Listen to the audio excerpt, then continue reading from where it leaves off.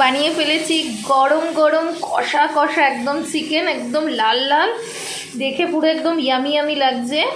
এখান থেকে আমি একটা পিস নেব। কি রেখে নেব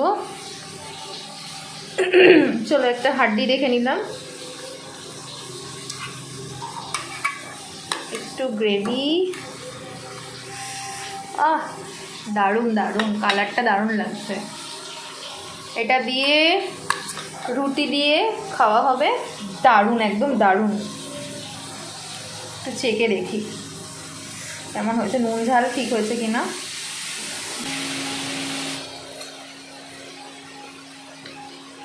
ভালো হয়েছে, আর একটু ঝাল লাগতো, ঠিক আছে, একটু কম ঝাল দিয়েছি, ঠিক আছে, দারুণ হয়েছে। একদম কষা কষা শুকনো শুকনো মাখা মাখা, এর সাথে রুটি জমে ক্ষীর পুরো।